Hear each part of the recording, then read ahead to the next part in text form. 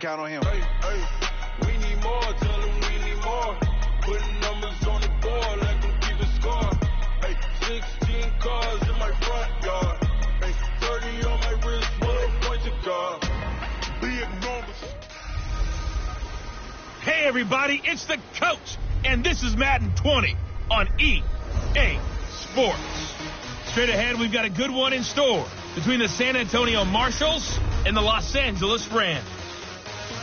I'll have scores around the league for you at the half. But it's time for a little football.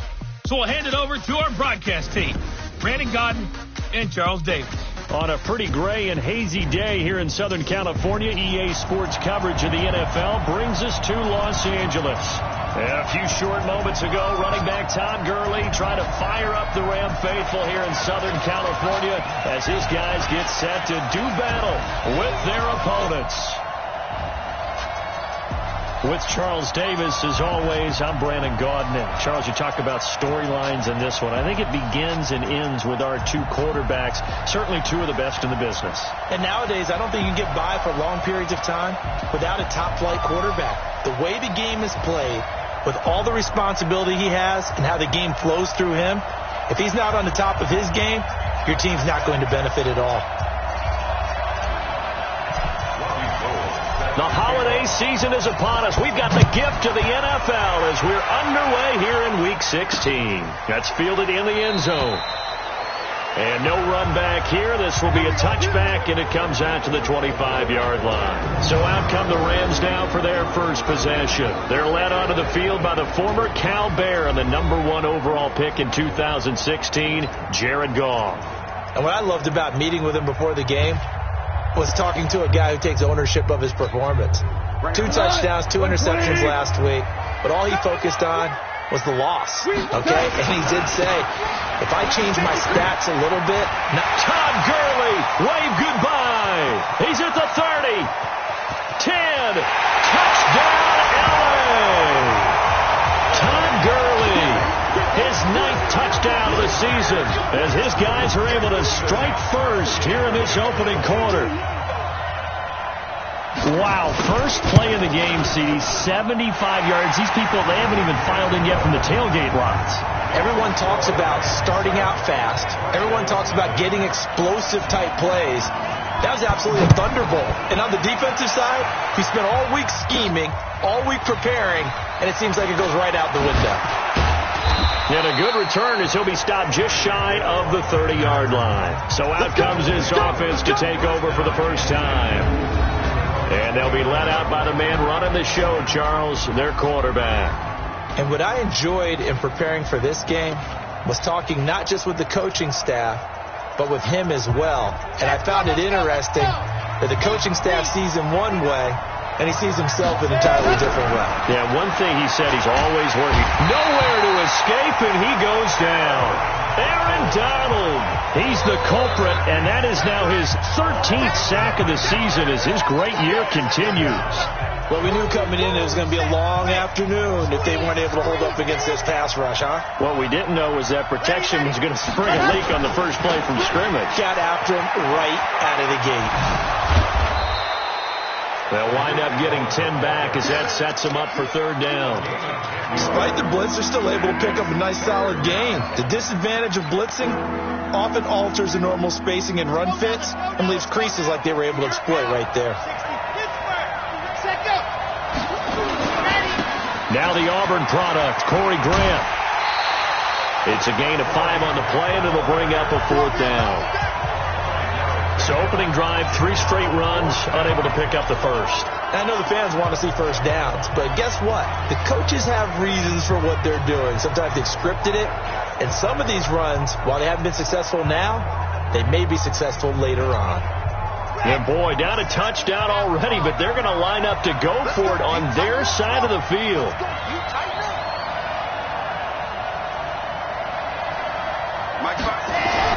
They're indeed going for it as they look to throw. And he'll find Hall.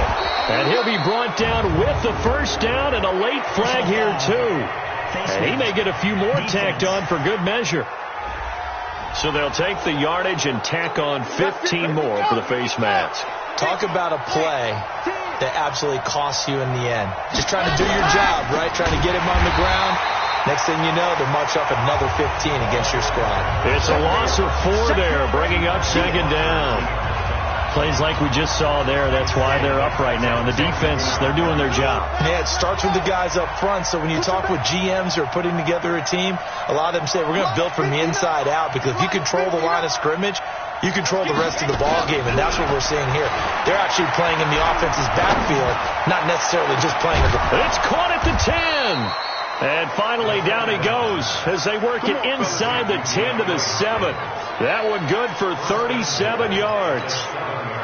Now a chance to make that big play really hurt. It's 1st and goal just outside the 5. Now a handoff here to his running back. And he'll be stopped up after only a couple of yards as he gets it down to the 5. And now the starting lineup for the offense. DeAndre Hopkins was named All-Pro for the first time in 2017. And really don't have to do much but look at the statistics to know why. 4 touchdown grabs in 2016, jumped that up to 13 in 2017. That led all NFL receivers. Also added in 96 catches and close to 1,400 yards. DeAndre Hopkins' ability to get free in the secondary is a marvel, mainly because of head fakes and body control.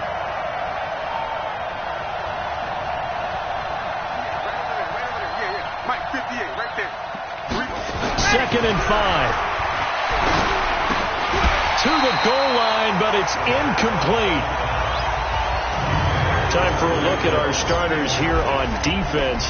They come in a top 10 unit against the pass, currently 8th in the NFL. And since this is such a good unit of covering passes downfield, I think that last play is typical of what we might see. A lot of short passes, see if they can generate some run after the catch. And he will fight his way into the end zone for a touchdown. Corey Grant, his 6th touchdown of the season, as his guys are on the board here in this first quarter. Well, they decided to run it in and got it done on 3rd and goal. A lot of times that's a passing play. And the kicker, this has to come out for the PAT. He can breathe a sigh of relief as well, right? Although I don't know if he's really breathing a sigh of relief. I think he likes to put 3 points on his ledger. Gold with the extra point, and we are tied at 7.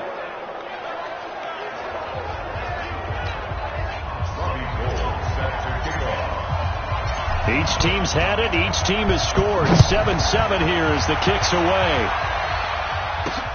This is fielded a couple yards deep.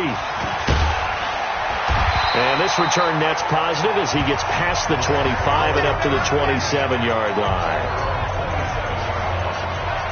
And now out on the field, here comes Los Angeles. As the season winds down and you look at them in totality, you know, the offense has struggled. The defense has been pretty good, so I would imagine the changes this offseason may be more on the offensive side of the ball.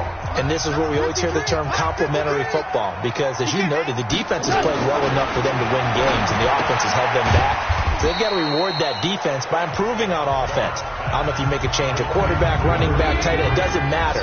Get better players, better system, so they can play to the standards of the defense, and the win column will result. That first down completion only netted him 3. 2nd and 7.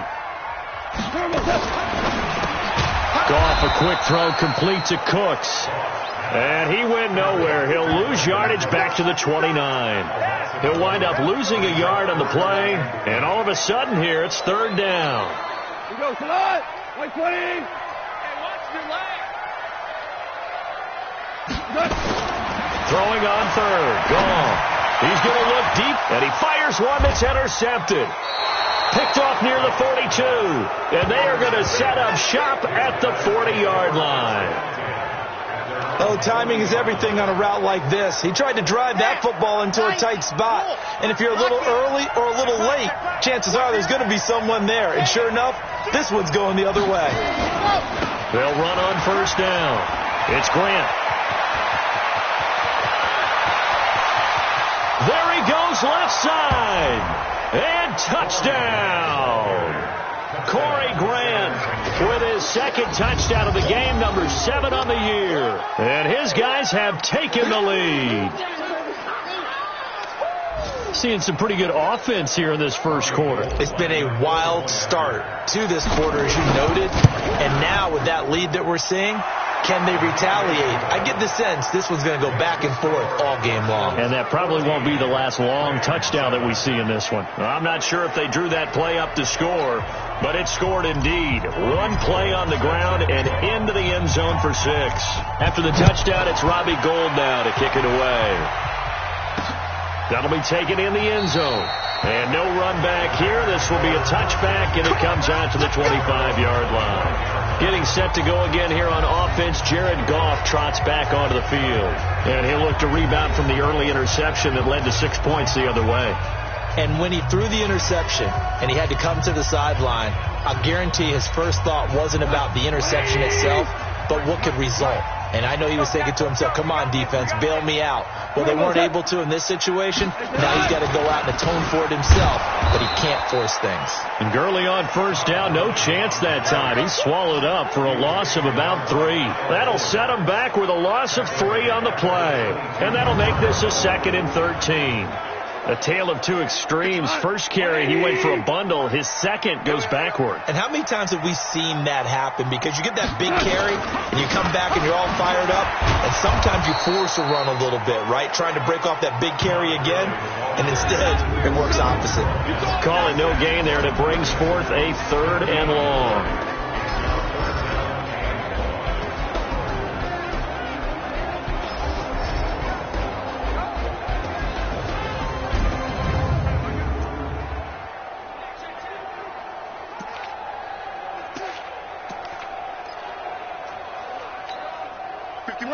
Like 20. You're not ready. You're not ready. Check 3. Check 3. Check 3. 3rd and long. It's gone. Dumps it off to Gurley. And this will not get close to the first down marker as he's brought down at the 26. So much about this game is just understanding situations and then having to execute, isn't it? Guard the first down sticks. Don't let them get there. And they've rallied and made the tackle. Here's Hill on the return. A good return there, 17 yards. And that will come the offense as they take over. Meanwhile, down in Glendale, early on it's the Vikings in the driver's seat. Kirk Cousins leading the charge offensively from the 32 now. Here's 1st and 10. Hey, you got 3 down, 3 down. Mike. Off the play fake, he'll look to throw. Nowhere to go here. He lost the football.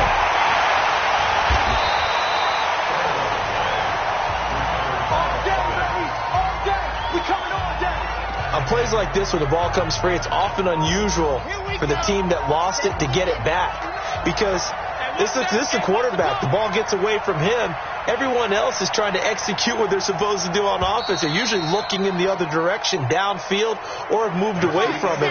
In this case, though, a teammate is able to come up with the ball. A give to Cohen. He heads right. Oh, able to avoid him. A good run as he works his way for 9 that time, and it'll leave him with a 3rd and just a few inches. Let's go.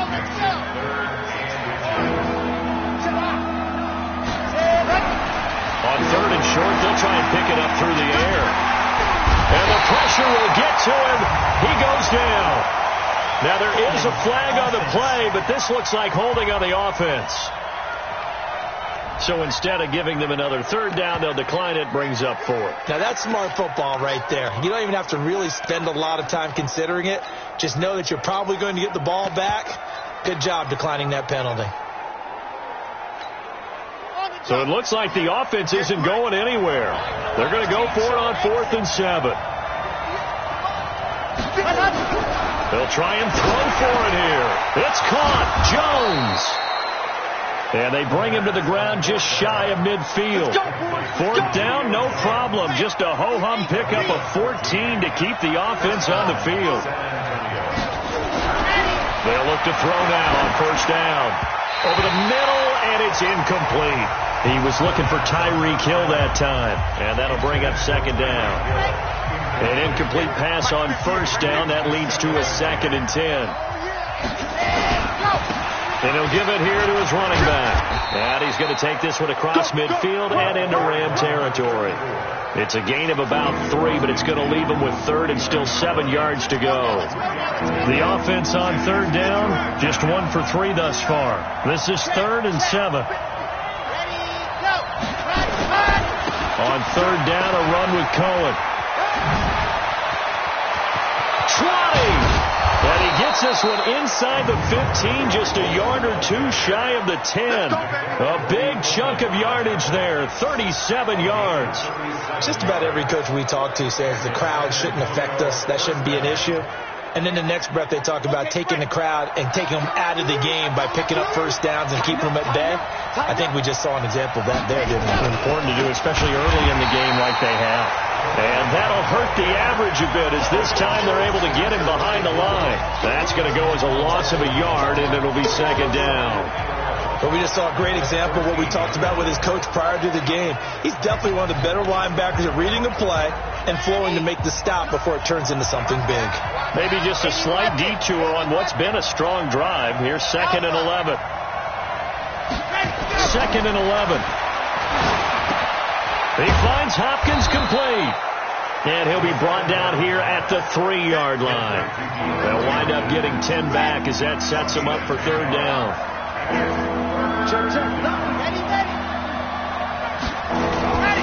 On 3rd down, Grant. And he is into the end zone for a touchdown. Corey Grant on his way to a monster game. 3 first-half touchdowns. And his guys are going to add on to their lead. This is becoming quite the half he's had here. Remember in our pregame meetings, they talked about wanting to run the football and staying with it? Well, when you're scoring this many touchdowns, there's no reason to go away from it, is there? They are off to a fantastic start. They hope it continues. 3 already for him. Gold able to tack on the extra point, and it's now 21-7.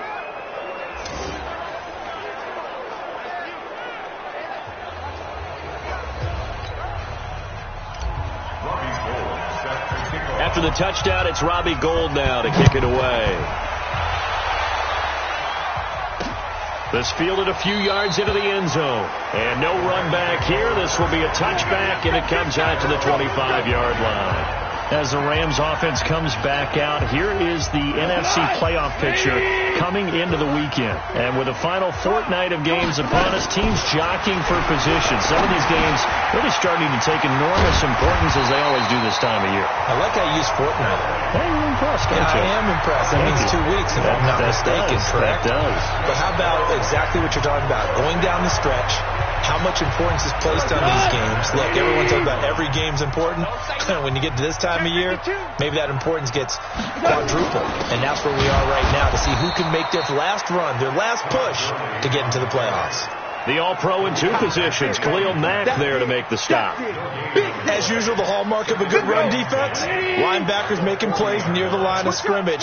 Absolutely nowhere to run there. Looking to throw on 2nd down. Gone. Nowhere to go here. He lost the football. And this will be scooped up by the defense.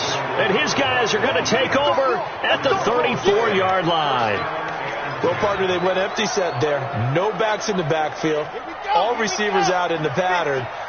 And in this situation, you know what the quarterback has to do? Act as his own blitz control. Yeah, he's got nobody else there to protect. No one else there to protect, which means he's got to get rid of the football and absorb the hit, but not go down and fumble the ball. Now a throw to the end zone on 1st down, but it winds up incomplete.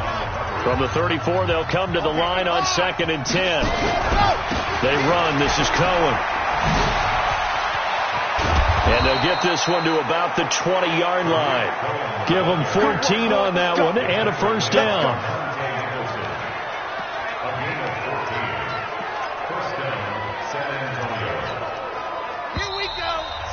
2 minutes remaining in this first half of football.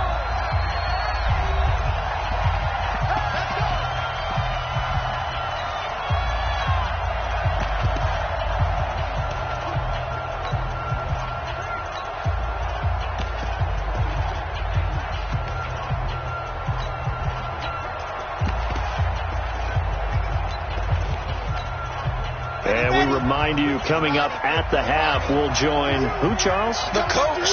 The coach, Jonathan Coachman, standing by in Orlando. He'll have stats and scores from games in progress, as well as scores from earlier today. The coach. Sorry, we get slap happy up here sometimes. 2nd and 14. And this is incomplete. The Pro Bowler DeAndre Hopkins, the intended receiver, and it's 3rd down.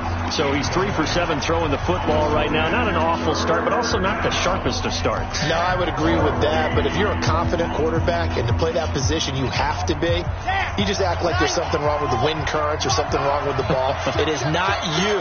Keep throwing. That timing usually develops. And to give this time to the tailback. And he'll go out of bounds in the red zone just inside the 20. 7 yards on the carry there, but now they're staring at 4th down. You know what really fires up offensive linemen? When the guy that is carrying the ball behind them can create his own space and break a tackle along the way. Watch the whip. Check out read. Root not working. Root not working. Scene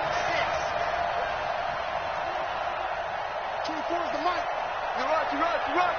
24 is the mic. Watch the run. 24 is the mic. Back to throw here. And that is going to be incomplete. The 4th down pass play doesn't work out. And the Rams are going to take possession of the turnover on downs. So they've converted their first 2 4th down attempts. Not there. Now they're 2 for 3. You think maybe the offense coordinator expended a little capital on that one? You know, when you're 2 for 2, you can lob it under pressure, and they got to him again. Well, someone's been up to the task so far in this game. They are already up a couple of scores, Brandon, and guess what? I think they're just going to pin their ears back now and get upfield and get after the quarterback. Been such an impressive first half to get that lead.